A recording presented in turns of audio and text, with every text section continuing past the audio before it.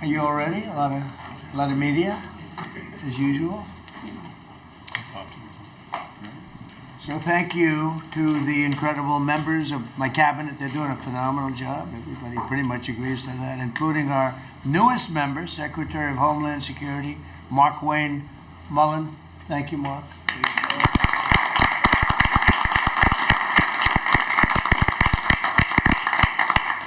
And we all know him very well, and he was a very popular senator, a very effective senator.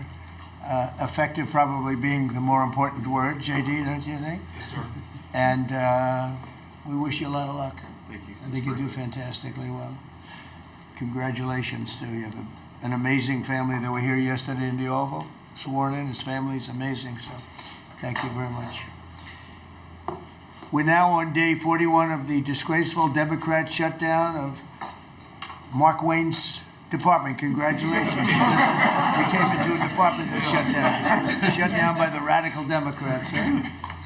But Democrats are really punishing the American people. I saw it today on one of the shows where they were interviewing people at the airport, and they're all angry at the Democrats. They're saying they're actually angry at Schumer. I didn't think anyone knew his name. One woman said, that Schumer is disgraceful. He's a disgrace to our country. But they're angry at the Democrats. They know what's happening. But they're punishing the American people, including travelers at airports, all in the quest to return to open borders and give amnesty to illegal alien criminals. They want to give amnesty to some of the criminals that came into our country, just about all of them, actually, if you look at it.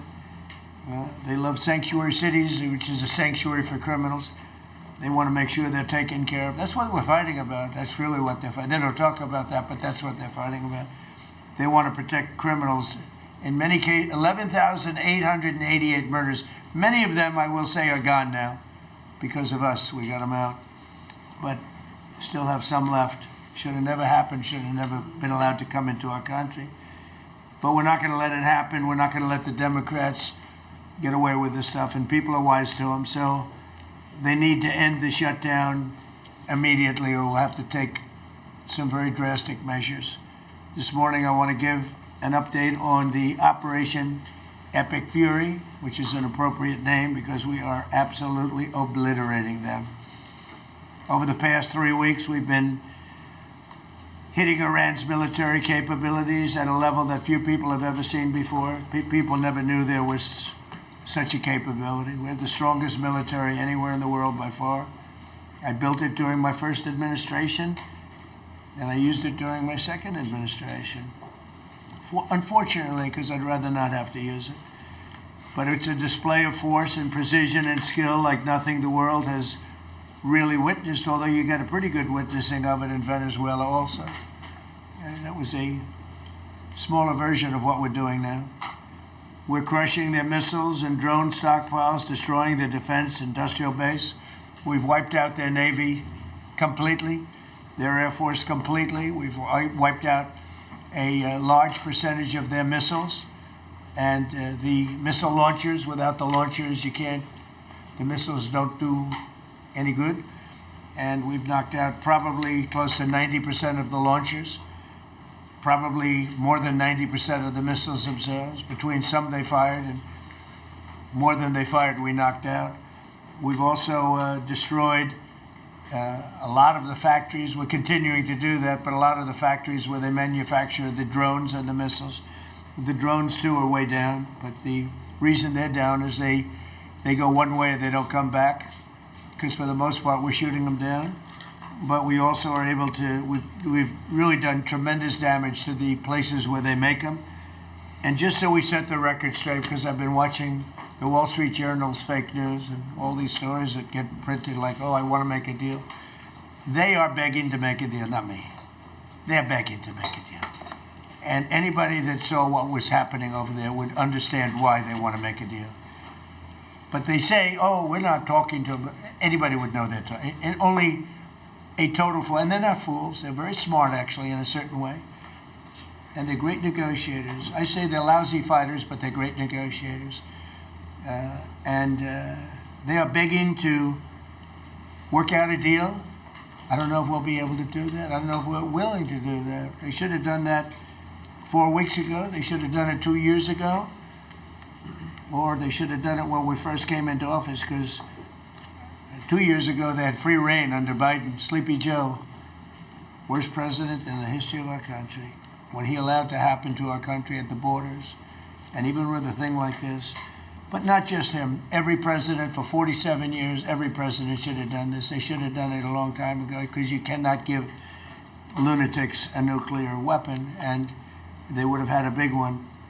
It stopped really when we did the B-2, but even before that, the Barack Hussein Obama, what he did where he gave them the Iran nuclear deal, gave them free will toward a nuclear weapon. Basically, he chose Iran over Israel and others that didn't want him to do it.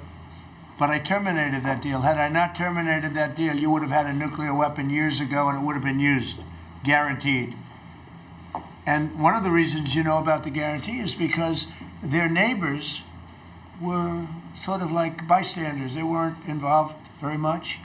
They didn't choose heavy sides. They didn't want to, because people were concerned with Iran. There was a big black cloud over the Middle East.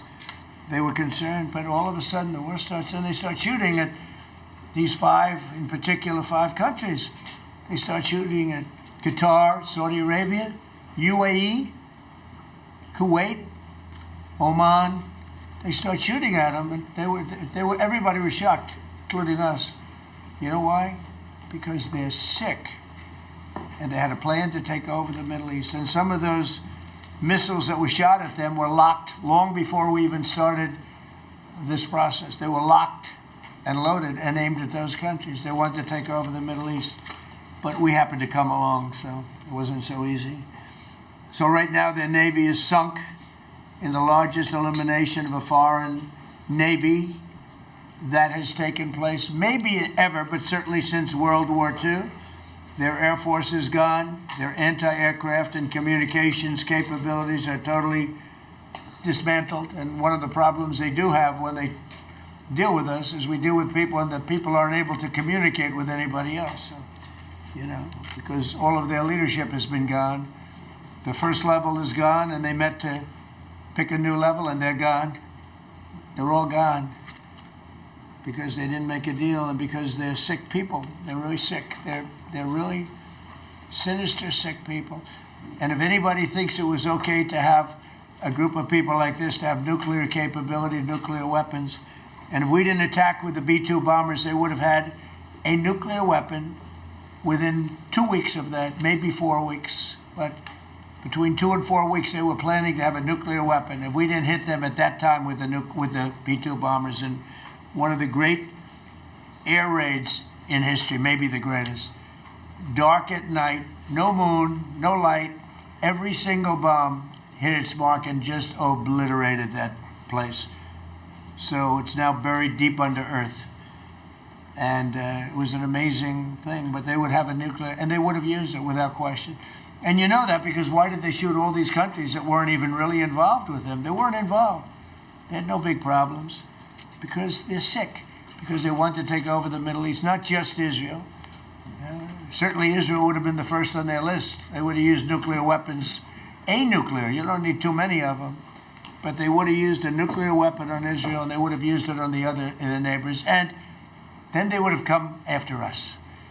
And if we had a weak president, they would have done great damage. But fortunately, you don't have a weak president. I knew what was happening.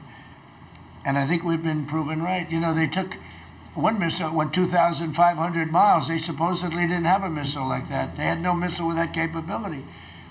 But they shot the now famous Ireland, the island that the UK was very afraid to give us because they didn't want to get dragged in. But we don't want to get dragged into their wars either. It's one thing we're very disappointed, I'll say it publicly, we're very disappointed with NATO because NATO has done absolutely nothing. And I've always said, 25 years ago, I was somebody that wasn't a politician, but I was always involved in politics and I understood politics. I said 25 years ago that NATO's a paper tiger, but more importantly, that we'll come to their rescue, but they will never come to ours. And I want you to remember that we said this. They didn't come to our rescue. Now they all want to help. When they're annihilated, the other side is annihilated. They said, We'd love to send ships.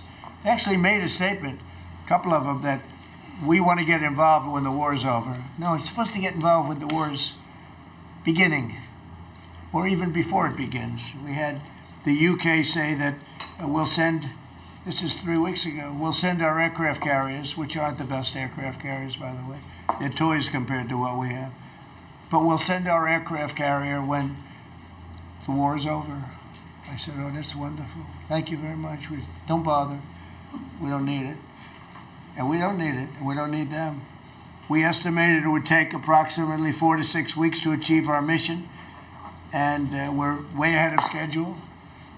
If you look at what we've done in terms of the destruction of that country, I mean, we're way ahead. Think of it, they have no Navy, and they had good ships. 154 ships have been shot down and are resting very nicely at the bottom of the sea. And we did that in a matter of less than a week. Because we have the greatest military in the world by far, nobody even close.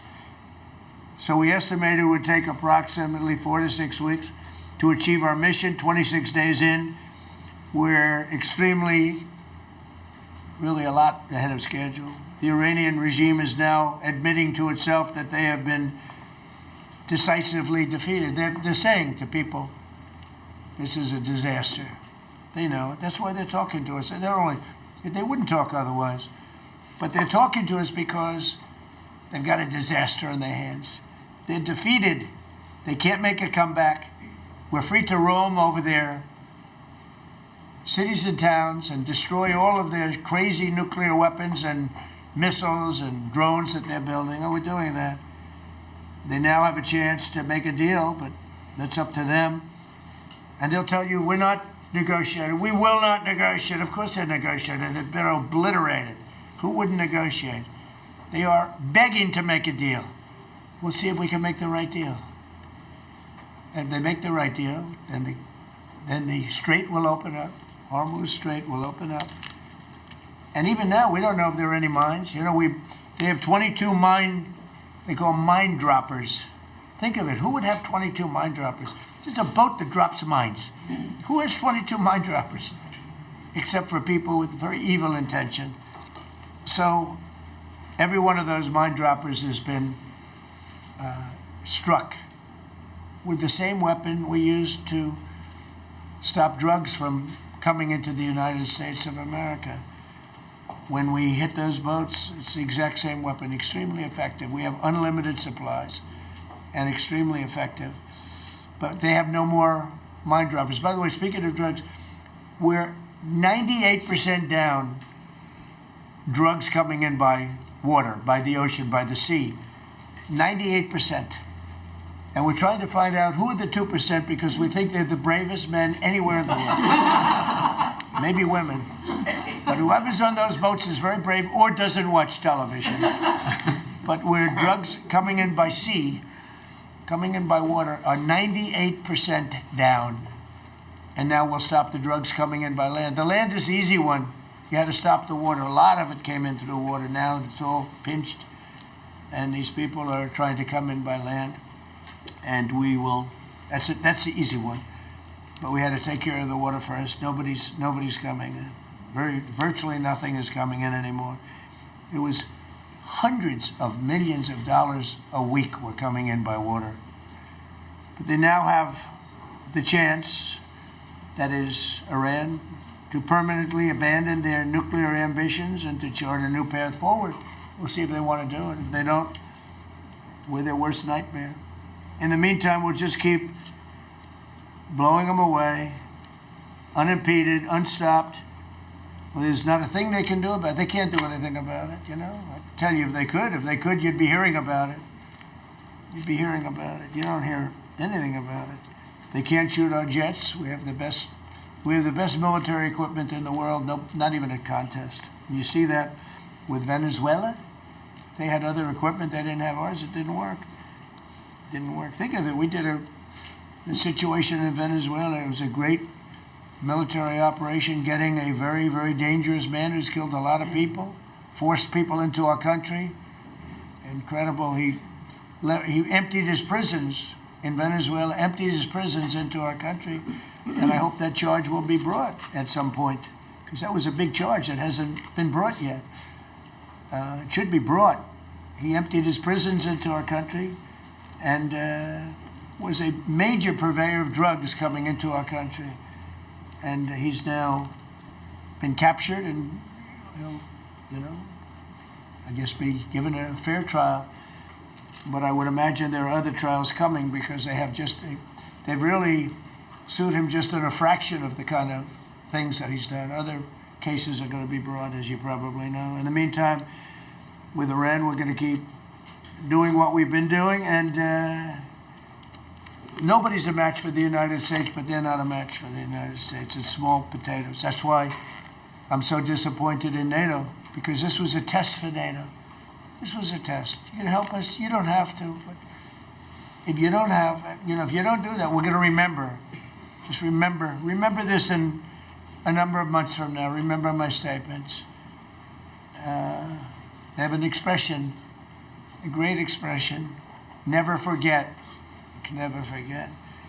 So as we end threats to America abroad, we're focused here at home on building the greatest economy in the history of the world. Now, before this started, the Dow hit 50,000. The S&P hit 7,000. Both of those achievements were not achievable. Every one of you, most of you, I guess, said you'll never hit 50,000 during a 4-year period because it was too high a number. Well, we hit it in our first year. And I said, well, now we have to take an excursion to Iran, and we have to stop this maniac who's no longer with us. The supreme leader wasn't so supreme, no longer with us. It's very sad. But we have to stop him from blowing up the world, blowing up the Middle East, and blowing up our country, and we did that. And frankly, I thought the oil prices would go up more, and I thought the stock market would go down more. It hasn't been nearly as severe as I thought. I think they have confidence in maybe the American president and maybe the people sitting around this table. But Americans filing their taxes this year are receiving record-setting refunds. It's been a very big story. Well, it should be a big story. I don't think you read about it that much, but I speak about it. I speak about it because if I speak about it, at least people hear. You don't write about it. You don't write about the drug prices going down. It'll be going down 30, 40, 50, 60%, 70%. Favored nations, called most favored nations, we're going to be paying the lowest price anywhere in the world. Before we paid the highest price in the world, Bobby, right? And now we're going to pay the lowest price in the world. That's quite a difference. It's a difference of from 40 to 70 and 80 and even 90%. That's a pretty big difference. But we're slashing regulations, and investment is pouring in from all over the world. We have the most investment of any country in history has been put into our country in the last year. And again, we had to take a little detour. Won't be long. Going to end soon. We had to take a little detour, go to Iran, and we had to put out a fire. Very dangerous fire that could have blown up big portions of the world, if not the whole thing. So tomorrow we'll be announcing a variety of actions that we're taking to support American farmers, who we never forget. We love the farmers. We gave them $12 billion out of tariff money. We had a tremendous amount of tariff money come in, and we continue to have. We've gone, as you know, the Supreme Court gave us a very unfortunate, foolish ruling, a ruling that gives the people that have ripped off our country for many years, gives them some money back. But it's one of those things. It's a terrible, terrible, horrible mistake they made, but it's okay because we have another method that's just as good. We'll use the other method. But because the tariff money has been so substantial, we gave our farmers, who have been mistreated by some countries, we gave them $12 billion, and they're extremely happy, and they deserve it. They've been great. They never complain. They just go out and they farm, and they wouldn't do anything different. They wouldn't trade jobs with any of you, except maybe some of the fake media. I don't know. Somehow I don't see that. I like their job better, actually. I love the farmers. So we gave them $12 billion. So in just a few moments, Treasury Secretary Scott Bessent will discuss the actions that we're taking to address energy prices, which have not gone up as much as I thought, Scott, to be honest with you. And, you know, it's not over, so maybe it'll go up a little bit more. It's all going to come back down to where it was and probably lower. And my predictions have been right. Trump was right about everything. They have a new hat. Trump was right about everything. It's pretty right. But Scott's going to address that. And I think before we go very much further, I want to ask Vice President J.D. Vance to say a few words about where we are with the situation he's involved with Steve and with Jared on negotiations. And then some of the others will speak. We'll have Marco say a few words. Pete Hegseth, who was born for this role. I mean, he's doing a great job. They gave him a hard time. And now people, I'll tell you, somebody came up to me yesterday, gave you a very hard time, said, you know, I made a mistake. Pete Hegseth is doing a good job. So when I tell you who, you're not even going to believe it. He said Hegseth. He gave you such a nasty hard time. But you're doing great. And then Steve is going to speak, and Scott will speak last. And if we have any questions, we'll take some questions. You may have questions. I doubt it, but you may have some. So, J.D., please. Yes, sir. Well, thank you. It's good to see everybody. Proud to be part of this team. Proud to be serving the president of the country. Let me just say a couple things. The first of all is the president summarized this very ably. But look, the Iranian conventional military is effectively destroyed. They don't have a navy. They don't have the ability to hit us like they could have even a few weeks ago. And what that does is that gives us options, Mr. President.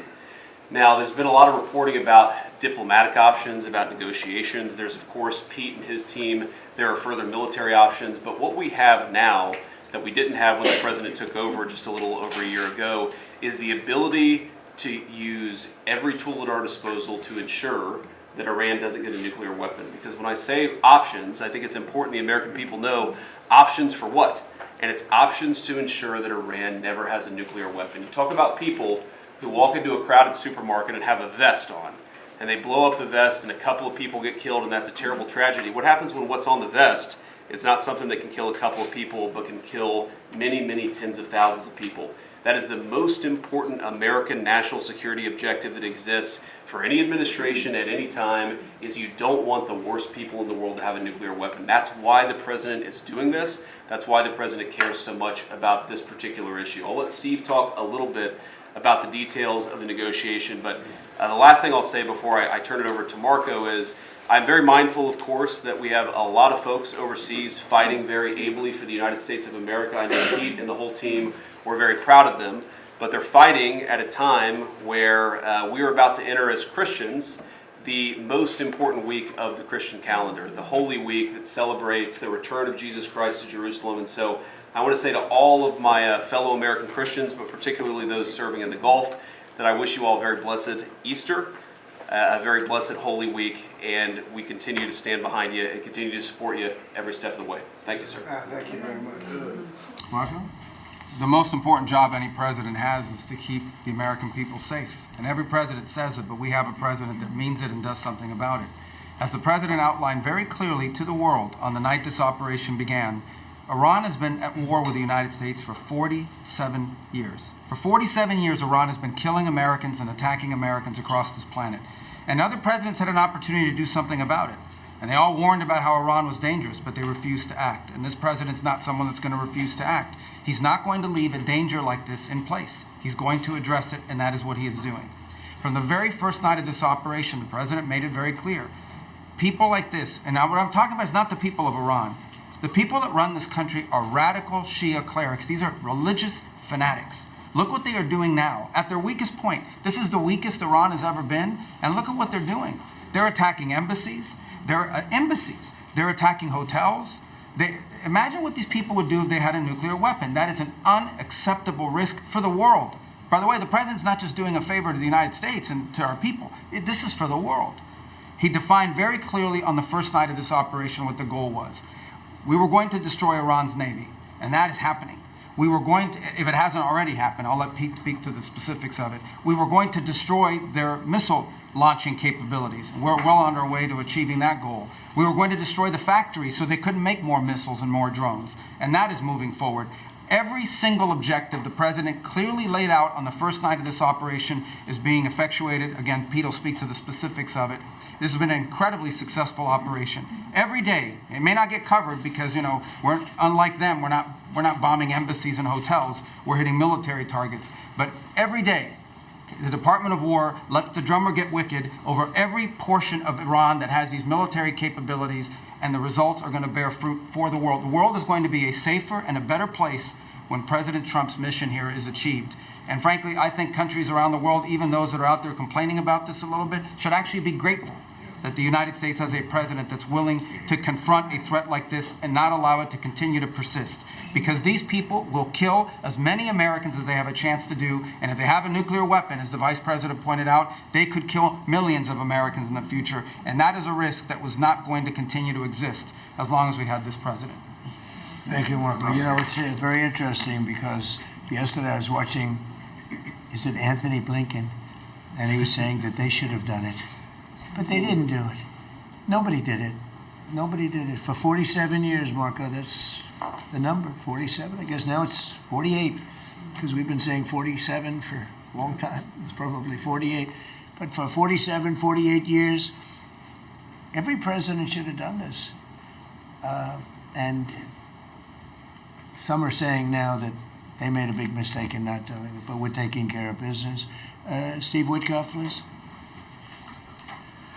Mr. President, it is my distinct honor to be a member of your cabinet and to report to you and your team on our negotiations with Iran.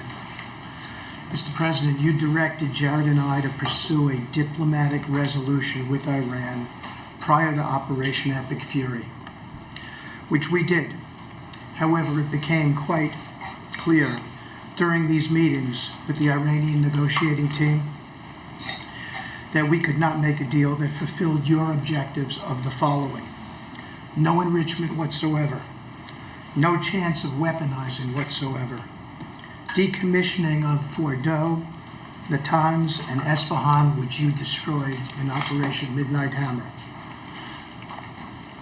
no stockpiling of any material, which they flagrantly violated, turning all enriched material over to us, and a cutback in Iran's missile inventory and range capability of those same missiles. Throughout our meetings with the Iranians, we heard the following from them. The Iranians have the inalienable right to enrich. Then we heard they possessed enough 60% enriched material, 460 kilograms, to make 11 atomic bombs. Finally, we heard the following statement. They would not give up diplomatically what we could not win militarily. In other words, they were again miscalculating the success of Midnight Hammer, which was a total success. These are incontrovertible signs, among many other signs, sir, that their regime had not given their negotiating team authority to make a deal required by you. We conferred with you and all the other members of your foreign policy team, Susie Wiles, Pete Hegseth, the chairman, Marco Rubio, JD, Scott Bessent, Chris Wright, John Radcliffe, throughout all of these negotiations, and we were repeatedly rebuffed on everything we asked for. I have no doubt that we exhausted all efforts on behalf of a peaceful resolution, as you directed. Jared and I both agreed that the Iranians were there to buy time until a weaker president arrived. This was a flawed strategy, as your clear direction was to never allow Iran to obtain a nuclear weapon today or any time in the future. Against that backdrop, and our compelling military successes in Epic Fury, we have had multiple reach-outs from the region and others who want to play a role in ending this conflict peacefully. I can report to you today that we have, along with your foreign policy team, presented a 15-point action list that forms the framework for a peace deal. This has been circulated through the Pakistani government, acting as the mediator. And this has resulted in strong and positive messaging in talks, as you just indicated to the press. But these are sensitive diplomatic discussions, and you have directed us to maintain confidentiality on the specific terms and not negotiate through the news media as others do. I can say this: we will see where things lead, and if we can convince Iran that this is the inflection point with no good alternatives for them, other than more death and destruction. We have strong signs that this is a possibility, and if a deal happens, it will be great for the country of Iran, for the entire region, and the world at large. Your policy of peace through strength is the most effective tool for a diplomatic resolution here, just as this policy was an effective tool in each and every one of all of the other conflicts you settled in your first year. Iran is looking for an off-ramp following your powerful threat on Saturday. Your indications that you are willing to listen to peace proposals have been well received. You have instructed us that your preference is always peace, and that we should make that our priority. We have delivered that message, sir, along with the 15 points for peace. Finally, we have told Iran one last thing: don't miscalculate again. Good. Thank you very much. Good job. Doing a great job. Everybody around this table is doing a great job. Pete Hegseth, please. Mr. President. I'll start kind of where you left off, Mr. President. Thank you for doing the work of the free world and having the courage to step up and stop the Iranian terror regime from holding the world hostage. That's really what it is. And 27 days ago, Iran had a modern military. Never in recorded history has a nation's military been so quickly and effectively neutralized. Operation Epic Fury is not an endless war. It's a decisive campaign with clear objectives to destroy Iran's offensive military capabilities and ensure they never obtain a nuclear weapon. This is stuff for the history books. This is stuff for legacy. Mr. President, you are acting now to ensure future generations do not have to live under the threat of a nuclear-armed Iran. However, you wouldn't know it if you listened to the dishonest hate Trump media, as you referenced. The folks here in the room, these cameras, they have a choice. You're either informing the American people of the truth or you're not. Because I hear it from my people every day. Behind every headline you write, there's a helicopter crew in the air. And behind every news banner you write, there's a battalion on the move. And behind every fake news story, there's an F-35 pilot executing a dangerous mission. My message to the media is get it right. This actually isn't something new to me. I may be a young guy, Mr. President, but I'm not a rookie in this realm. In 2007, I helped lead the surge, the public fight for the Iraq surge. Stood and watched people stand in the Senate and declare the war is lost before it even started. Who was that? It was Harry Reid. That was the Democrats and the media working hand in glove. Back then, it was 3 years into a war. Now we're 3 weeks into an operation. But see, unlike Iraq, this isn't a tie. This is not parity. This is not chaos. This is success, pure American success, on plan, and as the president said, ahead of pace. Over 10,000 enemy targets destroyed, over 140, I think now you're right, Mr. President, over 150 naval vessels sunk, underground facilities destroyed, their defense industrial base in shambles, and overnight, not only do they not have a Navy, Mr. President, they no longer have a Navy commander. IRGC's Navy commander was killed overnight in operation. So no Navy leader. Now that here's the thing about the media though, if President Trump had not acted, you'd be screaming, why not? And now that he has taken decisive action, you're asking, well, why did you? It's the same old tired playbook, TDS in your DNA. But the hardworking, God-fearing, patriotic Americans out there know better. And you alluded to this, President Obama, Mr. President. Here's a fact that you don't hear on your networks, but we know. Many of the Iranian military factories and bases that we're systematically destroying were paid for by the pallets of American cash that Barack Obama flew into Tehran under the Iran deal. You might call it an inconvenient truth. Iran took our money and turned it into weapons and bunkers and ammo. And now we're destroying those weapons, and you're righting, Mr. President, that grievous wrong. And make no mistake, we had to act. And our objectives are clear: no nukes, no Navy, and a complete dismantling of their missile program and defense industrial base. And as Marco pointed out, that mission, and the VP as well, has not changed since day one. Yet, 2 days ago, they shot 2 failed missiles on a target 4,000 kilometers away. For years, they told the world that their missiles could only range 2 kilometers. Surprise.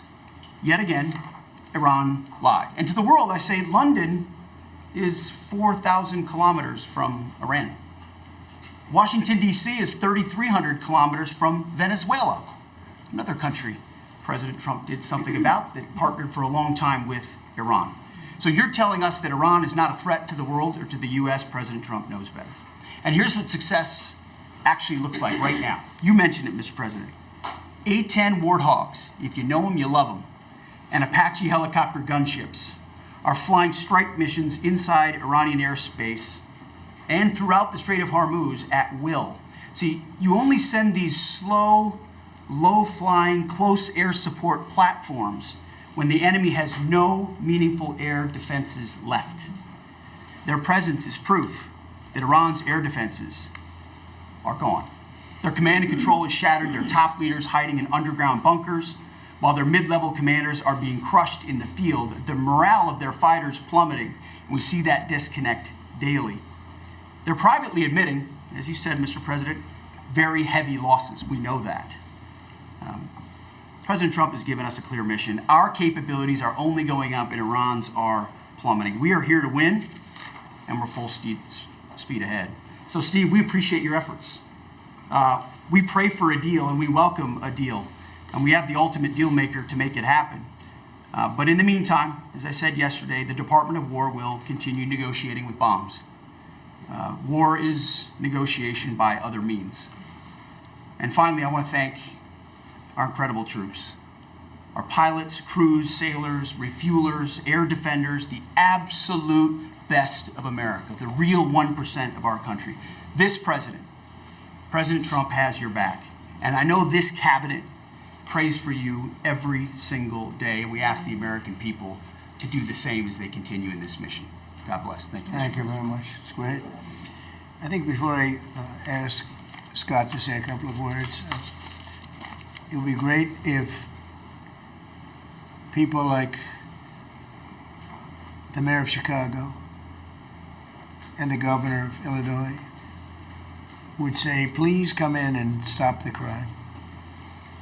A beautiful young lady was killed the other day, and the father was a very good friend of Dan Scavino, and he took it very hard. Dan took it very hard. He liked the father, friends. They grew up together, and it's a young lady whose life would be saved if we did what we did as an example in Washington, D.C., which is now a safe city. All the time, people come up to me in the building, people that work here, they say, thank you so much. I know immediately what they're talking about. They're able to walk to work. They walk to work. You all walk to work. Some of you were mugged. I know you told me stories. Some of you were mugged. One person in particular was viciously mugged in the group right here. It's not happening anymore. You have a safe city. Louisiana, the governor of Louisiana called me, can you help me with New Orleans? They just had the Mardi Gras. He said it was the safest Mardi Gras we've ever had. Sounds terrible to say. No murders. You know, it sounds like, who would say this? No murders. But they always had murders. They had a lot of crime during Mardi Gras. He said virtually no crime. We had the troops down there. Memphis, Tennessee, I just got back. We were there. Crime is down 75%. In a short period of time, we're there 5 months. We could do that for Chicago. We could do that for New York. We could do that for LA. And we could do that for, frankly, San Francisco. I know they have a mayor who's trying very hard. He's a Democrat, but he's trying very hard. But we can do it much more effectively because he can't do what we do. He can't take people out from the city and bring them back to the country from where they came, where they were in prisons. They were allowed to go in prisons. There were drug dealers, the highest level drug dealers, murderers, 11,888 murders. We do things that they can't do. I had friends calling me up from San Francisco. Could you give him a chance? I said, absolutely. If you want, I mean, we'll give him a chance. And he's trying. He's doing okay, but we could do much better. We could make it a lot safer than it is. San Francisco, a great city, was a great city, could quickly become a great city again. But, you know, they're going very slowly. I tell my friends, they're very substantial people. They're in a certain business where people have made a lot of money. I hope that lasts. But they have a tremendous potential. It was one of the greatest cities in the world. Now it's got a lot of crime. And the mayor is really trying. Again, a Democrat trying. And I spoke to him. He just wants to have a chance. And I said, we'll give you a chance. But we can solve it very quickly. This young lady would be around today if we were around, because we have nobody coming through our border. I mean, literally for 9 months, it's zero. It's hard to believe that that number can be possible, because millions of people came in through Biden. But nobody even tries. We don't have the caravans of thousands, 25, 30,000 people pouring into our border. They come up in caravans. We don't have caravans anymore. There's no such thing anymore. There's a name that I think I developed, but somebody developed it, but I think it was me. I thought it was inappropriate. And thousands of people would come up and just barge into our country, totally unchecked, totally unvetted. And this man came in, Dan, right? And he came in through the ridiculous open border of Biden. If we were there, the election was rigged. What are you going to do? Came back, big comeback. But if we were there, we wouldn't have had people coming through. It's amazing. You know, it's so easy now because everyone knows they're not getting through. We don't have any caravans. Once they know that, when it was easy to come through. When I heard that they had an open border policy, I said, boy, this is going to be, I couldn't believe it. But when it was actually, you know, it dawned on me because I had built 1,000 miles of wall and we were finishing up some, and he didn't want to finish it up. I said, they really do want to have an open border. And we got it finished. But that young lady would be alive today. And she'd be alive for another reason, because we would have the National Guard in Chicago and in New York and in other places. And they love doing it. It's like training, to be honest. It's actually training. I never want to take them out of D.C. I mean, maybe somebody later on will do it, but I never want to take. You know, the people, they look, they say, we feel so good, we feel so safe. We see these beautiful, strong people, and they're so nice. They help. They open the doors for people. They carry bags. They pick up paper when they see paper on the ground. I looked at D.C. last night. I drove to make a speech, and I drove through, and I said, take me this way, take me that way. The city's clean. The fences are down. You don't have homeless all over your parks. I mean, we had parks. There was no room for anything else other than homeless. It's all clean and nice. And it'll be even more beautiful in a year from now.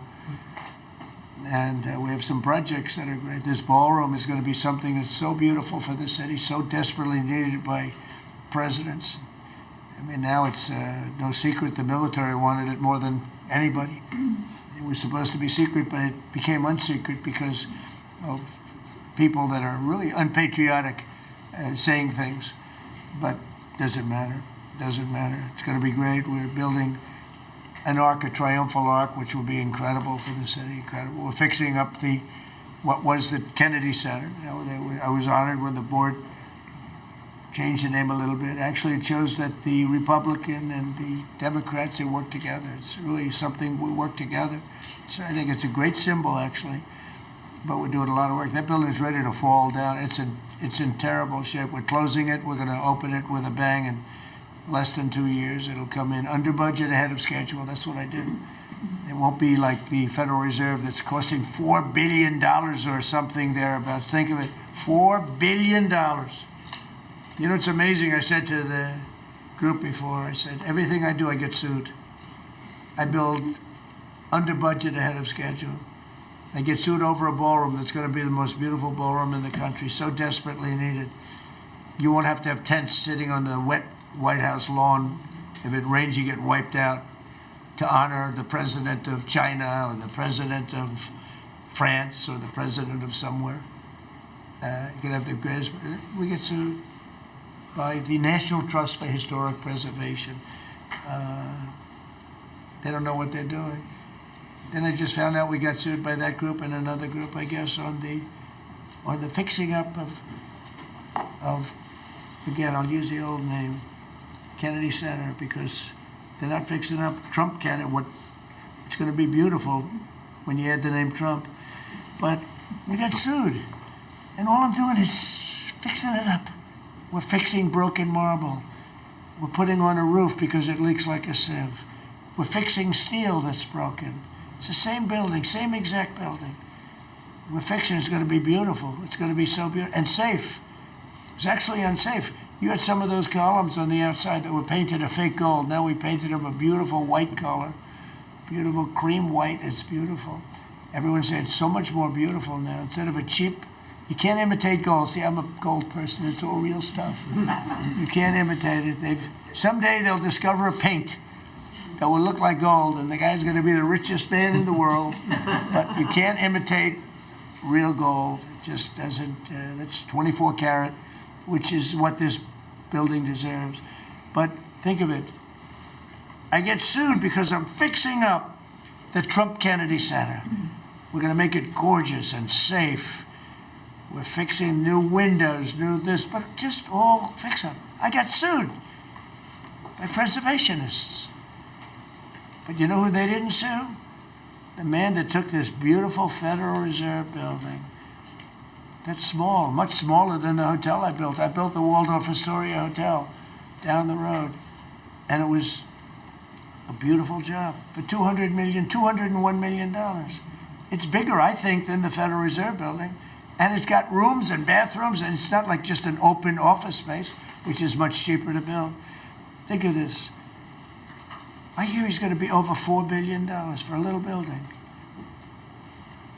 He doesn't get sued by anybody but me. I sue because it's either somebody's very crooked, which has to be, because what happened to all that money? You can't sue. I would have done that building for $25 million.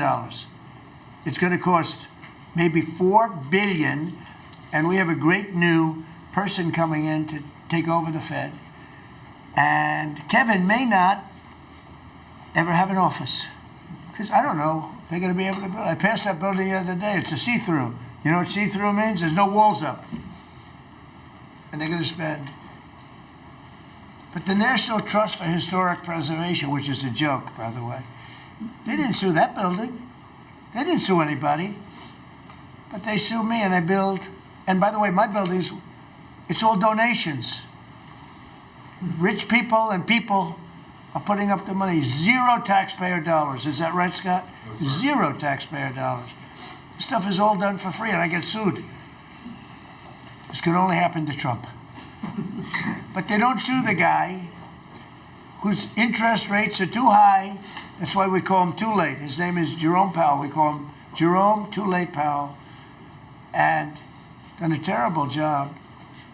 He suffers from Trump derangement syndrome, as he probably should, because I hit him pretty hard. But so I don't blame him. But they don't sue a man who has taken this gorgeous building, ripped it down from the inside, taking ceilings that are as beautiful as you've ever seen, taking the ceilings down instead of leaving them, taking walls down that were 2 feet thick of solid concrete and plaster, replacing them with 6-inch walls with no insulation. I said, let me ask you, are you going to put insulation in? No, it's not in the budget. Oh. Insulation costs $5. Now you're going to hear the guy next door. If he's next door to me, I'll be able to hear his military plan. I'll know exactly. If Lutnick is in there, I'll say, oh, I know exactly what Lutnick's got planned. It's the craziest thing I've ever seen. They've ripped this gorgeous building apart, and you can never build it again. I could, but it costs a lot of money. But a normal person can never build. So you're going to have crummy little walls, a flat little ceiling eventually, but right now you don't have anything. And nobody sues this guy. And then when Jeanine Pirro, working with Pam and others, has the courage to sue to find out what happened to maybe $4 billion and a building that may never be occupied by Kevin Warsh. He may never get there. We're gonna have to find him some space in the White House. We'll put him in the basement of the ballroom. but when, think of it. When Jeanine Pirro and Pam and the group, when they bring a suit, it's like, oh, this terrible thing. And then we have a judge that attacks us. So we've got to get our priorities straight, It's a very sad thing that's happened with the Fed. And then just one other thing very quickly, you have Gavin Newsom in California Railroad. That's 100 times over budget. It's out of control. It was supposed to go from the middle of San Francisco to the middle of LA. Well, now it stops way short of both. It now goes into areas that nobody ever heard of. It's billions and billions of dollars over budget, years and years, maybe decades late. And that's why we have a country that has a lot of problems, We have incompetent people. It's all people. Think of this, Federal Reserve, I would have had that building done for $25 million. If I did it, it was up to, somebody else would have done it for more. So maybe 50. But you could have done that building, if it was properly done and planned, you would have done that building I would have done it for $25 million, and it would be better. It would be better. See this pen right here? This pen is an interesting example. It's the same thing. So this pen is very inexpensive, but it writes well. I like it. But I can't have the pen the way it was. You know what it is. I don't want to give too much publicity, but they do treat me well, Sharpie. So I came here, they have $1,000 pens. And you hand pens out, you're signing and you hand them out, you're handing them to all these people. Sometimes you have 30, 40 people. And they were $1,000 a piece. Beautiful pen, ballpoint. 1,000, it was gold, silver, gorgeous. But I'm handing out to kids that don't even know what they're doing. What is this, Mommy? It's kids. They're getting a pen for $1,000. They have no idea what it is. And I feel guilty because I'm like, I'm by nature, I don't, it's the government. I love the government like I love myself economically. I want to save money. So I'm saying, this is crazy. And it had another problem. They didn't write well. So I take it out and I saw it and there's no ink. And I got all you people looking and you say, there must be something wrong with Trump. And I'm signing and there's no ink in the pen and it costs $1,000. This one, I called the guy. I said, I'd like to use your pen, but I can't have a gray thing with a big S on it saying Sharpie. As I'm signing a $1 trillion airplane contract to buy brand new fighter jets, brand new B-2 bombers, of which we just ordered plenty. I can't do that with the press. Use your pen, but I like the pen the best, but I'll sign it. I could do like Biden did, give it to somebody else to sign, or an auto pen, or maybe sign it separately in another room, but I can't use your pen. He said, well, I can make it nicer. I said, what can you do? He said, I'll paint it black. I said, that's nice. And I can even paint the White House on it, sir, if you like, in gold. Almost real gold, not bad. And I can even do your signature, sir. And by the way, this was not staged. I just saw the pen sit there and I thought of this as an example of how $25 million spent by me at the Federal Reserve Building would be a better job than $4 billion that they're spending. And one of the things that Kevin Warsh told me, he said they ripped down the nicest building. I don't know what building they're talking about. They ripped down a building, Scott, right? Kevin Warsh said it's the most beautiful building in Washington. He said the most beautiful space. They ripped it down. Why did they do that? I don't know. Do you know what he's talking about? Is it true? Yes, sir. They ripped it down. We have a moron at the Fed. Who wouldn't be lowering interest rates right now? But I want to thank Jeanine Pirro and Pam and her group for having the courage to bring this suit. And I believe that the contractor on that job is probably one of the richest men in the country right now. I believe that it's not possible to spend that kind of money. $3 billion, $4 billion, nobody knows, nobody has any idea what it is. But it's over $3 billion. And it's probably going to be over $4 billion by the time they finish. And it may never get finished. Unless I take it over, I'll get it finished. But it can never be what it was. It's never going to have those beautiful ceilings. It's never going to have those incredible walls. The walls were 1.5 feet thick of solid masonry. They ripped them down for no reason. And I just give you the story. And just to finish on this one. So I told that story to somebody and said, yeah, but it's not the same thing. I said, you're right. This one is better. It writes. So the guy said to me, you don't have to pay me, sir. I'll give them to you for nothing. I said, no, I don't want that. Let me pay you. I want to pay you. No, sir, you don't have to. You're the President of the United States. He was shocked. The head of Sharpie gets a call. I don't even know who the hell he is. He said, is this really the President? He said, no, you don't have to pay me, sir. This is such an honor. I said, nope, I want to pay you. He said, what would you like to pay? I said, how about $5 a pen? He said, that's all right, whatever the hell we agreed to. Peanuts. As opposed to 1,000. And these were $1,000 pens. And we were giving them out. Sometimes, you were there for signings. I'd have 30, 40 people standing behind me. I'd give out 40 pens to people. Then somebody would say, could I have a couple extra? This way I'd go like this. Here, you want 5? Here, take 5. But the bottom line is, they're better pens. It's a business story. So for $5, could be 0, but for $5, I get a much better pen than for $1,000. And I can hand them out. And actually, they become hot as a pistol. So what can I tell you? With that, could I give it to, please, a man who's done a great job at treasury? Good luck, Scott. Well, sir, as always, you're a tough act to follow, but that is very illustrative. Your economic leadership has made our military mission possible. Mr. President, national security, as you always say, is economic security. Your leadership has shown the American people that there is no prosperity without security. That our mighty military on one side, but the U.S. economic strength is fighting off this evil regime. The Iranians believe they are fighting a two-front war. It is the military war that our great warriors are prosecuting, but on the other side, they are trying to take control of the global economy through a choke point that we believe does not exist and that we will overcome. Your historic Operation Epic Fury seized a generational opportunity to demolish a regime that has coordinated over 4 decades of global terror and claimed thousands of American lives.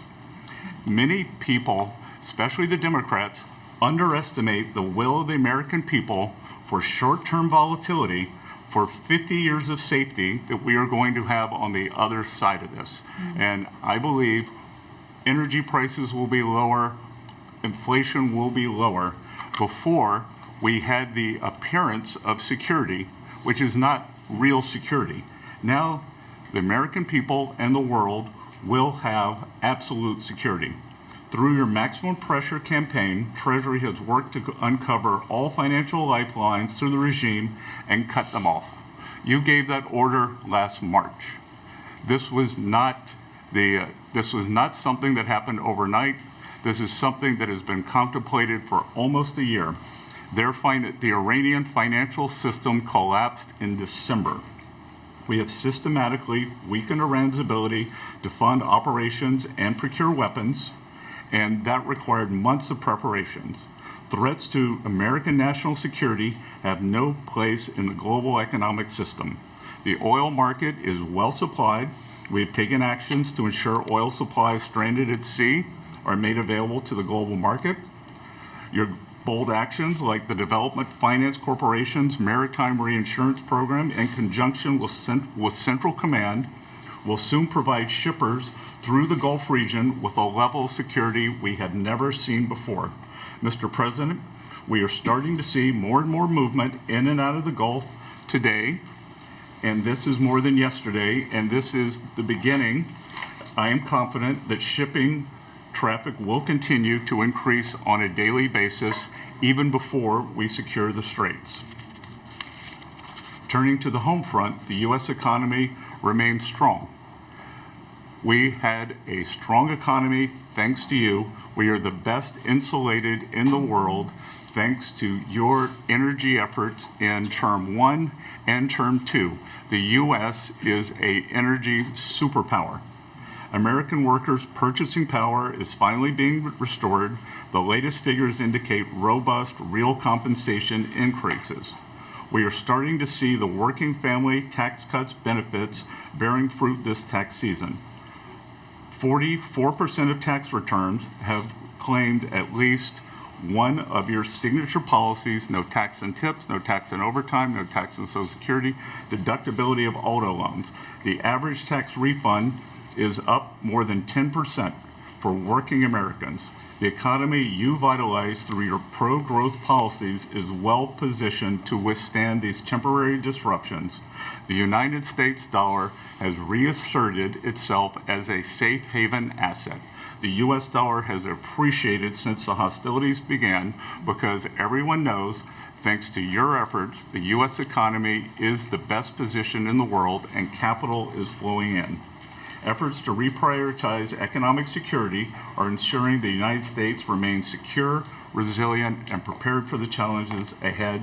As we approach the 250th anniversary, America will never be safer and more secure militarily and economically. Thank you. I just want to ask you a question. Is this guy central casting? I'm looking at him. I'm in Treasury. He might not be so good for war. I don't know. No, I'm looking pretty good too. I'm looking at this guy. He's central casting. Even the glasses are perfect. Where do you get those glasses? I think I'm going to get glasses. That's beautiful. Great job. That's really good. No, he's done a great job, and you all have. Proud of you all. Do you have any questions? Yes, Mr. President, are you going to go in for the uranium? Like, how do you secure Iran and... Let's assume I was or I wasn't. Why would I ever answer a question? Can you accomplish your What goals kind of a without it? question? Am I going to go in for the... Oh, yeah, I'm going in. We're going in tomorrow at 3 o'clock. How could you possibly ask a question like that and expect an answer? I don't know. But I don't know. I think you're a friendly person, too. It's just such a ridiculous question. Mr. President, yes, sir, Mr. President, yes, sir, Mr. President. Please. Thank you, Mr. President. There's been a report that potentially the U.S. is looking at diverting some munitions, air defenses that were meant for Ukraine to the Middle East. Is there any accuracy to that? Is that something you're considering? Well, I'd have to ask me, but we do that all the time. You know, we have tremendous amounts of ammunition. We have them in other countries, like in Germany and all over Europe. We have, you know, we're packed. And sometimes we take from one and we use for another. We helped Ukraine. Biden started, and he gave $350 billion away, too much, way too much. And we sell it now to NATO. We sell it to NATO, and they probably give it to Ukraine, mostly, I think. They give it to Ukraine, but we get paid for everything that we give. We don't give anything anymore. That's a tough situation, that whole Ukraine situation, very, very tough. We're working very hard on getting that one solved. It doesn't have any impact on us, virtually nothing. In fact, if anything, I mean, we sell a lot of equipment for that unfortunate war. 25,000 people died last month, 25,000, so mostly soldiers. Some in the towns, but for the most part soldiers. They're dying. Nobody's seen anything like it since World War II. It's a terrible situation, and hopefully that's going to get settled. You know, I settled 8 wars. And many of them, I think, were more difficult than this one. In theory, they were more difficult, but there's tremendous hatred between President Putin and President Zelensky. Tremendous hatred. I've seen it before, but I've never seen it maybe to this extent. And I think that's calming down a little bit, and I think we have a chance of getting it done. But it doesn't affect us. Thousands of miles away. That's why when I heard the head of Germany say, this is not our war, about Iran, I said, well, Ukraine's not our war. We helped, but Ukraine's not our war. I thought it was a very inappropriate statement to make, but he made it. You can't erase it, but he felt that way. I said, well, you know, Ukraine's not our war, and it's not, but I would like to see all those young people stop being killed. I mean, they're being killed. It's like a slaughterhouse. What's happening there is horrible. 25,000 on average. 2 months ago, it was 31,000 people died. in 1 month, Marco, right? I said, it's getting crazy, it's getting worse. Think of it, 31,000 soldiers, both Russian and Ukraine, died 2 months ago, 25,000 last month. And if I can solve that, it would be a great honor to do it. I wish it could have gone faster. I solved other ones in 1 day that had been going for 32 years. We stopped one that was starting, it was already started, India and Pakistan, and the Prime Minister of Pakistan, a very fine gentleman, said President Trump solved something that was going to cost 10 million lives. That was going to cost a lot of lives, 2 nuclear nations. And those were complicated, but we got them done quickly. This one is, it's a shame. And the only reason I'm doing it, frankly, is because I want to stop death. I want to stop the death from happening. I think I'm going to go with a man that I've missed, Brian. I haven't seen you in a long time. I miss you. He's been in a very strange location. I don't know. He's had a strange thing happen. But anyway, go ahead, bro. Well, good to see you too. Actually, good to see the entire cabinet here. Linda, good to see you too. You talk about gas prices coming down. Yeah. Obviously, they will. But would you ever consider suspending the federal gas tax in order to kind of temporarily alleviate some? Well, some people should do that. As an example, in California, every time prices go down, his prices go up because the gas tax is bigger than the tax itself, bigger than the product itself. It hasn't. I mean, we've thought about it, I guess, but honestly, when I did this, I knew it was going to be a little bit. We had the greatest economy ever. We had the greatest stock market in history. I said, we're going to take a little bit of a hit, a short-term hit. It's going to end up going much higher than it was, in my opinion. I said we're going to have a great stock market. Nobody thought we could get to 50,000 or 7,000 in the respective indices. Nobody thought that was going to happen, but it did in the first year. They said it couldn't happen in 4 years, that you wouldn't hit 50 in 4 years, but you could maybe get close. We hit it in the first year. And I said, this is a good time to solve a problem that you had to solve. And that's what I did. But the gas tax, people have talked about it. It's something we have in our pocket if we think it's necessary. And if I can follow real quickly, you just recently took off, Secretary Duffy, 17,000 truckers off the road that quite frankly could not speak English, which is a safety issue. Yeah. Could we ever extend that to Uber drivers, Lyft drivers, cab drivers, for someone who takes a lot of Ubers? A lot of my drivers can't speak Oh, well, that's not good. I didn't like that. Go ahead, John. So that's a really good point. The problem is that our states are the ones that issue these licenses. So with commercial driver's licenses, we do have some federal control. But again, we have thousands of people who can't speak the language, long-standing rule, and it's a safety issue, right? If you can't understand road signs, if you can't communicate with law enforcement when you're pulled over and communicate what's on your rig, huge problem. But the last administration, Mr. President, they let truck driving schools self-certify that they were qualified to train truck drivers. And so this is like the Leering Center. So you pay $800 and you get a certificate that you passed a CDL driving school. And again, they have no skills. They don't have the knowledge and they don't have the skills. They haven't gone through any of the testing. And then they get licenses and they're killing Americans on our roads.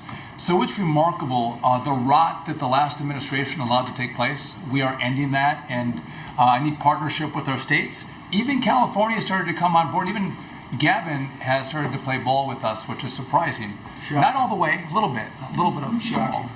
Mr. President, yes. It's interesting because I just saw something that the nursing home business and the daycare centers in particular, they went out and inspected them in Minnesota, and they didn't exist. They're knocking on the door. He happens to be a young man, Nick, nice young man. He's done a very good job. They're knocking on doors. It's like homes, and they're getting hundreds of thousands of that. They didn't exist, and in California, it's worse. It's even worse. And I spoke with Russell Vogt, I said, Russell, don't send them any money. He said, but we have a court order that we have to. Can you believe it? A judge. The judges are really hurting this country. Our judges, Justice Roberts doesn't like when I say it, but the judges are really hurting this country. And frankly, the justices, the Supreme Court, has really hurt our country too. Mr. President, do you have a new deadline, given that there are some talks now? Do you have a new deadline before taking? No, I'll announce it. I mean, right now, you're talking about a deadline for doing some pretty big damage, even bigger than we've done. We'll see. Well, look, we have very substantial talks going on with respect to Iran, with the right people. You know, I told you about a present, right? Steve, can I reveal the present? You can do anything you want. Thank you. They said to show you the fact that we're real and solid and we're there, we're going to let you have 8 boats of oil, 8 boats, 8 big boats of oil. This was 2 days ago. And they'll sail up tomorrow. That was 3 days ago. And I didn't think much about it. And then I watched the news and they said, a very good anchor actually, happened to be Fox, but I watched it and he said, something's unusual happening. There are 8 boats that are going right up the middle of the Hormuz Strait. 8 big tankers are going loaded up with oil right through. And I said, well, I guess they were right, and they were real. And I think they were Pakistani flagged. And I said, well, I guess we're dealing with the right people. And actually, they then apologized for something they said, and they said, we're going to send 2 more boats. And it ended up being 10 boats. All right. I hope I haven't screwed up your negotiations, but I thought it was appropriate to say, because I did taunt you the other day by saying they're going to give us a present. There were 2 illegal immigrants who were arrested at San Francisco airport for ignoring deportation orders. At the same time, as you highlighted, really great reception from American travelers for ICE agents. Is there a PR aspect of this that can allow future deportations to go on with less protesting, less outrage? Yeah, it's amazing, because by putting ICE there, look, the press was very unfair to ICE. So was everyone else. These are great American patriots. They have a tough job. They have to find murderers and take them out of our country. I wouldn't want to do it. You wouldn't want to do it. Most people wouldn't want to do it. They do it. And, 11,888 murderers. And that's murderers. That's not drug dealers. That's not lots of other things. It's not people from mental institutions. Entire jail populations were released from major countries and let into our country through the open border. And ICE has done an amazing job. I wouldn't want that job. It's a tough job, dangerous job. So what happens is, by putting them at the airport, and I just said, do me a favor, take off your masks. And they did. For that, not for when they're looking for some, cold-blooded killers and they're in the, but for that. And they did. They took them off. And the passengers, I see the interviews of people, they're saying, these are nice people.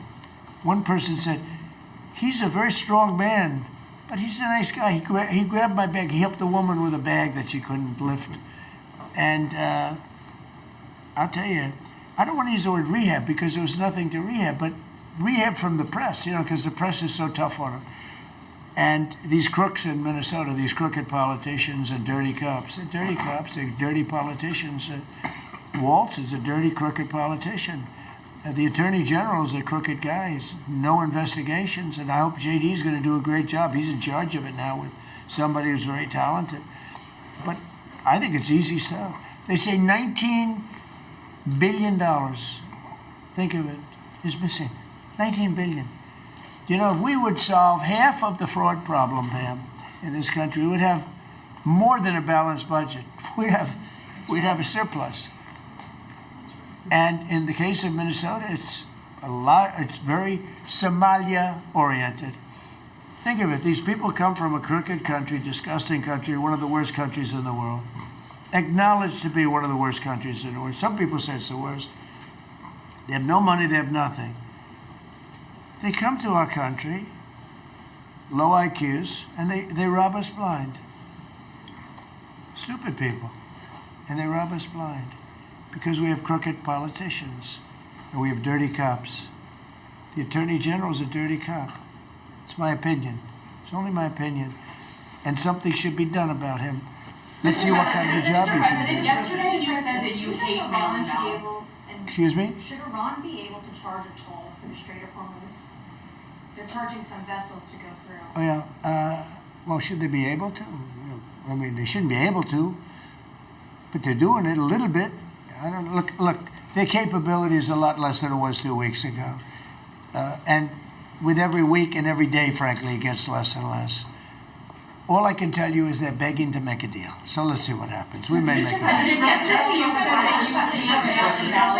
Tell me about mail-in ballots. Go ahead. You mean I used a mail-in ballot? You probably said, yeah, I did. Why did you You know use what? that? Is it Because I'm not biased? president of the United States, and because of the fact that I'm president of the United States, I did a mail-in ballot for elections that took place in Florida, because I felt I should be here instead of being in the beautiful sunshine But you taking. were in Palm Beach, sir, the last few weekends. That's right, and Did you I vote in person? decided that I was going to vote by mail-in ballot because I couldn't be there, because I had a lot of different things. But you know, we have exceptions for mail-in ballots. You do know that, right?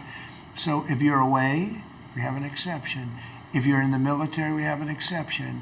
If you're on a business trip, we have an exception. If you're disabled, we have an exception. And if you're ill, if you're not feeling good, we have. So I was away, mostly in Washington, D.C., so I used a mail-in ballot. But I appreciate the question, because I know it was so well-meaning. Yeah. Mr. President, I actually just looked up the company that owns Sharpie, and they stopped turning positive after you mentioned it. By the way, they deserve it. Yeah, question on It's a good product. So you gave a 5-day deadline. With oil tankers going through the Strait of Hormuz, is that a condition to move that 5-day deadline? Well, we don't want anything impeded. We want ships to go through. We don't know that they've dropped any mines, by the way, because we blew up all their mine droppers, right? We blew up every one of them. They're going to have to take them out on a rowboat or something. I don't know how the hell they get out there, but we don't really know. You might speak to it. We don't know. There could be a few of them out there, but that's a lot. You know, if you have $1 billion ship and you get hit by a mine, it's not the greatest thing in the world. So if you think, the problem with that, that's not like you've decimated a military. If you think there may be a mine, that's a bad thought, and it stops things up. How are we doing in that regard, Peter? Mr. President, you're right. We have so heavily degraded their coastal defense capabilities and their naval capabilities that any strategic or operational attempts to do those types of things are extremely limited. And we continue to move over the top of that. Now, whether Iran makes a wise choice or not to try to execute that is part of how this deal comes together. But with every passing day, the military pressure that we're putting on them lessens their ability to really hold that militarily at issue. I mean, the problem with the issue of the Hormuz Straits is this: we've decimated them as a military. No Air Force, no Navy, very few rockets left. We blew up so many. Hard to manufacture them. Same thing with drones. The leadership is gone. The problem with the Straits is this: let's say we do a great job. We say we got 99%. 1% is unacceptable, because 1% is a missile going into the hull of a ship that cost $1 billion, right? So 1% is we can't. If we do a 99% decimation, that's no good. So it's really, a little bit. But I have a feeling it's going to clean up pretty quickly. I could just say this: they want to make, and I probably hurt our little negotiation. It gives them a little impetus to say, well, I wish you didn't say that. But they said yesterday that we weren't negotiating with them, and now they admit that we were negotiating with them. So they want to make a deal. The reason they want to make a deal is they have been just beat to shit. So the Are you thinking of taking control of Iran's oil? It's an option. I mean, I wouldn't talk about it, but it's an option. Is that something you thought about? Well, in Venezuela, we've done very well working with Venezuela, certainly. And we've taken in billions and billions of dollars. And by the way, Venezuela is doing better right now than they've ever done in the history of their country. And it's sort of like a joint venture But the United States has made a lot of money, Marco, right? With it, do you want to talk about that for a second? About Venezuela? Yeah. Yeah, I mean, I think Venezuela in the first 2 months of this year generated more revenue from oil sales than they had most of all of last year. But the money's not being stolen anymore, and it's being held in a U.S. Treasury blocked account. And to the extent it's flowing to the Venezuelan government, it's going to help people, like fund hospitals, pay teachers. It's not And we being get a stolen. lot of it, and they got more than they have in many years. Think of it. We get a lot of it. We have a deal. We get a lot of it. We had 100 million, think of this, 100 million barrels we took in the first 2 weeks. 100 million barrels. That's a lot of oil. It's a lot of ships. And we got some, and they got some. We paid for the ships. A lot of money left over. And Venezuela has done better now with us. Call it a partner, call it whatever you want. We've made a lot of money, and they've made a lot of money. We've paid for the cost of that military hit many, many times over.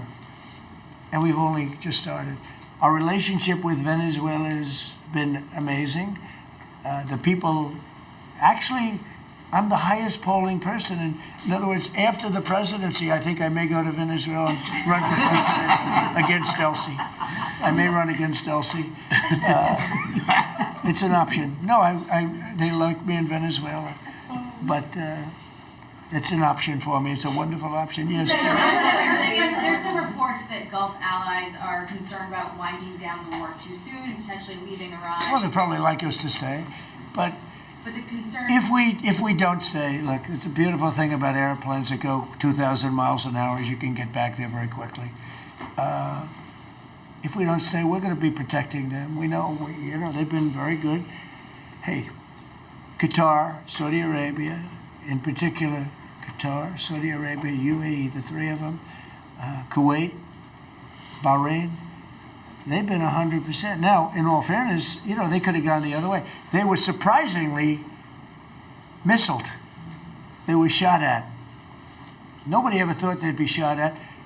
UAE had 1,400 missiles aimed at them. Fortunately, they had the greatest anti-missile weapon in history called the Patriot. Almost every single missile was shot down. We had an incident recently where 101 missiles were shot at a certain thing that we own that's very valuable. 101 missiles going 2,000 miles an hour. Out of the 101 missiles, every single one of them was shot down in midair and fell into the ocean. It's amazing technology. There's nobody has equipment like we have. Iran still has that enriched uranium. Is it even possible Well, to you're wind down? going to have to see, but, I think we're in just very good shape. We're roaming, you know what we're doing? You know the word roaming free? We're over their skies with the most beautiful planes you've ever seen. Roaming free, there's not a damn thing they can do about it. And it would be nice if, like the fake news New York Times, which writes so fake, and the Wall Street Journal is terrible, terrible. I read a story today that I'm desperate to make a deal. If I was desperate, he'd be the first to know. Pete, let's get the hell out of there. I'm the opposite of desperate. I don't care. I want to know. In fact, we have other targets we want to hit before we leave. We're hitting them on a daily basis. No, I don't talk about you. I can't talk about specifics. A lot of people say that wouldn't matter. Maybe it does matter. Who knows? But I wouldn't talk. It's like the question this young lady asked. Sorry about I embarrassed her. I don't want to embarrass you because I think she's a friendly reporter, so I'm sorry. But I can't say what we're going to do because if I did, I wouldn't be sitting here for long. They'd probably, what is it called, the 25th Amendment? They'd institute the 25th Amendment, which they didn't do with Biden, which is shocking. The hard feel safe enough to leave the region because Steve said that they've got enough uranium to make 11 bombs. That's a very scary thing. So, well, again, I can't talk to you about that. You're asking me a question. You're essentially saying, will I go in and do something? I can't talk to you about that. You're looking at a coalition of ships to help, warships to help protect tankers. How close are you to getting that coalition? Well, we have a coalition for them, but they should have been up here a long time ago.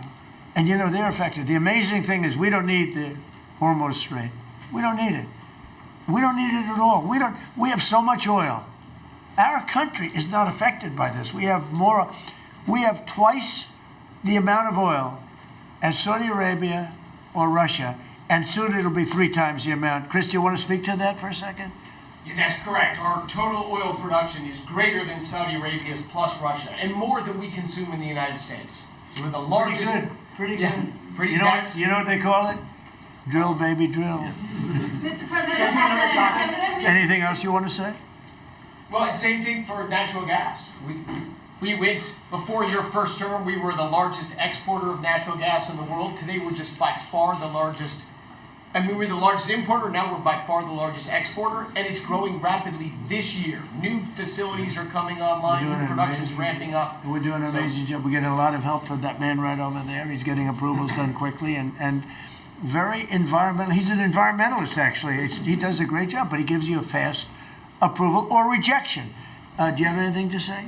Well, back on Venezuela, where Chris and I both had a chance to be there, I literally think they're going to put a statue to President Trump, and I'm not being, it's not a political statement, it's an actual thing. So. That would be a great honor. No, because it's like they view President Trump like Simon Bowler. He's the liberator of a country, and this is a country where they love American baseball. You look on the street, they're wearing NBA jerseys, and Delcy and her team working with us, getting back. Chris and I both experienced, it was the first time in Venezuelan history that they had the free press allowed to come on to essentially where the White House, the Palacio Miraflores, and it was an emotional thing for people that had been for 20 years had never had a chance to be there. So whether it's and then production, it's showing up in production. The American companies that are coming back, most of those American companies have many American Venezuelan team members. One company in Houston's got 600 Venezuelan Americans that know more about reviving that industry. So their GDP is a 1/4 of what it was before. They want to get back. They remember what it was. Their production on oil production is climbing towards 50% increase just in the 3 months we've been here. That flows to American refineries on the Gulf Coast, lowering the price of gas in America. So it's a Forget that. When are they going to do the statue? The hell with you.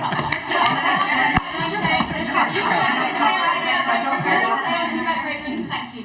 You've been really honest about how disappointed you are in Sir Keir Starmer, particularly in relation to Iran. So I'm curious about your phone calls with him, how easy they might be. And also, were you surprised by... Are we talking about Starmer? Yes. And are you surprised by how weak... I think he's a lovely man. I do. I think he's a lovely man. But I think he did something that was shocking. He didn't want to help us. And maybe in particular that country, we were the longest bond, the longest ally. Australia too. Australia was not great. I was a little surprised by Australia. I wouldn't say anybody was great other than the 5 countries in the Middle East. We never really had very much support. We spend trillions of dollars supporting countries, and this is Little League. This isn't the big league deal. This is sort of Little League pool for us. Look, we decimated them in a period of a week. In the first week, it was over. In the first few days, it was over. I think the Navy took us 3 days to essentially annihilate that. They weren't there. So if there's ever a big one, which I hope there's not, but if there's ever a big one, I don't think they're going to be there. And that's not fair, and we have to remember that as a country, because we spend trillions of dollars protecting Europe, protecting the countries of NATO. They weren't there for us. For small time. This is small time. You know what? Venezuela is a big deal, but it's not the big one. They weren't there. So what makes you think they'd be there if we needed them for something? And your prime minister was not there, as you know. He was there after we won. He said, we'd like to send some ships. I said, we already won. We don't need them anymore. But can you explain why he was reluctant to help? Why you what? Why he was reluctant to help with Iran? He didn't have to. I didn't ask him. I just said, just tell me no. I mean, we're always going to be there, or at least we were. I don't know about anymore, to be honest with you. I would have to be honest. We were always there when they needed help. We always would have been there when they needed help. I mean, think of it. We're there to protect Europe from Russia. In theory, it doesn't affect us. We have an ocean, big, fat, beautiful ocean. But we're there to protect NATO, to protect them from Russia. But they're not there to protect us. It's ridiculous. It doesn't make sense.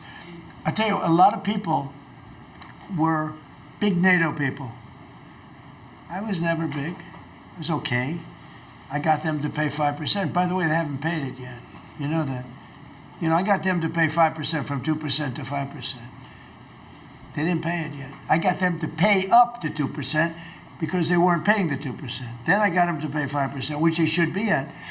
And we had a lot of, oh, that was great, oh, only Trump could do it. But the problem is they haven't paid.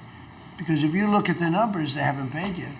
So we were there for them, but they were not there for us. Did we need them? No. I never thought we needed them. I was more doing a test. I said, I really would love to have you come up. Bring your boats. You can sail through the beautiful Hormuz Straits, and you can protect people that are being shot at. They didn't do it. And that's small potatoes. Do you understand what I'm saying? Yeah, I do. Go ahead. I was just going to say, does it affect the state visit with the king that you're going to have in April? Are you looking forward to that? With the king? With the king No. coming here? No, he's a friend of mine. He's a great gentleman. As you know, he honored me and our country. He really honored our country. But we had an amazing time. I've known him as Prince Charles. I know him as King Charles. I'm proud of him. He's fighting a tough battle. He's tough. I think he's a fantastic. It has nothing to do with that. It's different. But he's going to be here very soon, as you know. We're going to have a state dinner. It's going to be great. But I was very disappointed when the Prime Minister said, I won't be able to. It started with the island that the indigenous have claimed away from your country. And for some reason, you went for it. And all of a sudden, indigenous people that never saw the place, they never saw it. He was afraid that we would do something to insult because he's a liberal. That's the way they think. And when we needed the island to land that beautiful B-2 bomber, we were told we can't use it. We'd have to fly back to Missouri, which is a 17-hour flight, as opposed to a couple of hours. And I said, you gotta be kidding. Not good. They made a big mistake. Mr. President, is the Friday deadline for Iran, is that pushed back now, or and if not? I don't know yet. I don't know. Mr. Witkoff and JD and Jared will tell me whether or not they think it's going along. And if it's not going along, maybe not. And we have a lot of time. You know what? It's a day. In Trump time, a day, you know what it is? That's an eternity.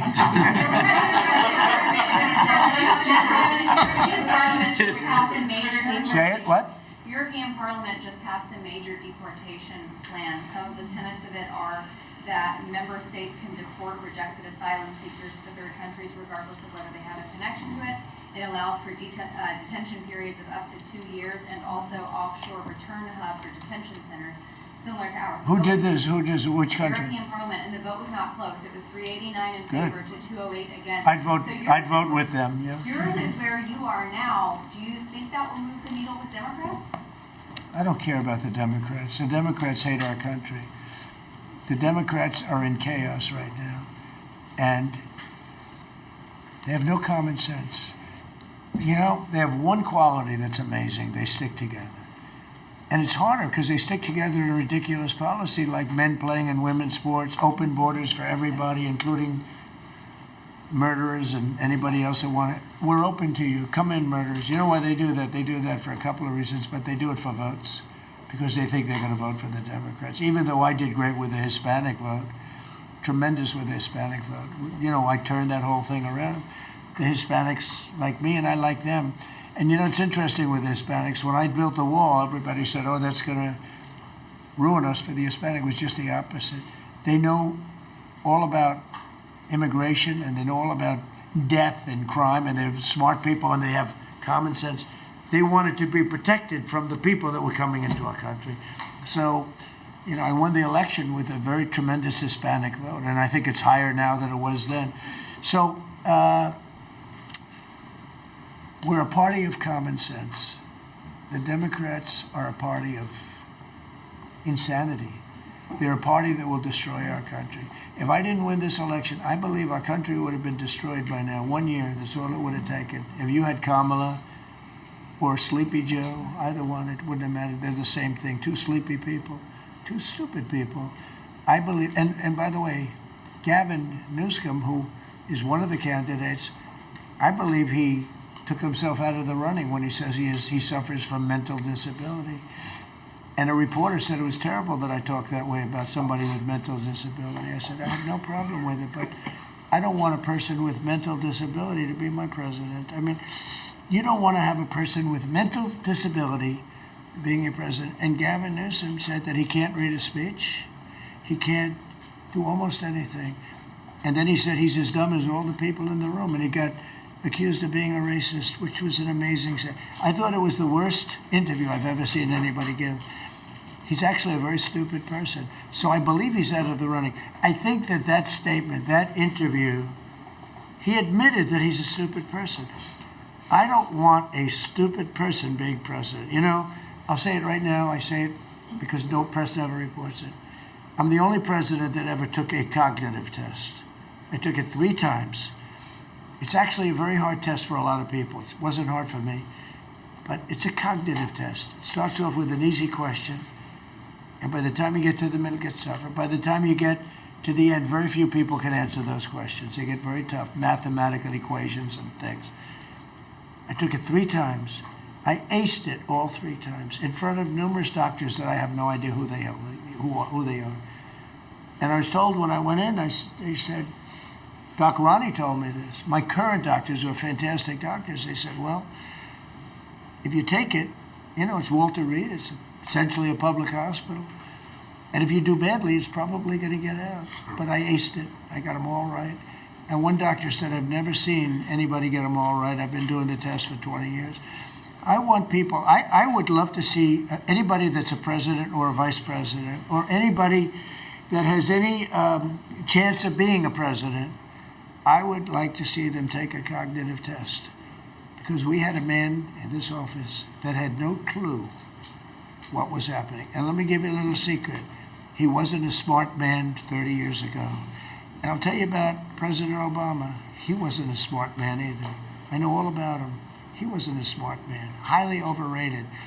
He was a great divider. And our country can't go through that anymore, can't go through. We have done an amazing job. I had to do a little stopover. I call it an excursion. I had to do a little stopover in Iran, and we had to knock the hell out of them because our country would not have been safe. The world wouldn't have been safe. I've done a great favor for the world. The world has not been reciprocal. Because when I told NATO, where we give billions and billions of dollars, trillions over the years, I said, do you mind coming up and giving us a little hand with the streets? Send up some. They didn't want to get involved. And I believe that's going to cost them dearly. Thank you very much, everybody. Thank you. Thank you very much. Thank you, Mr. President. Thank you,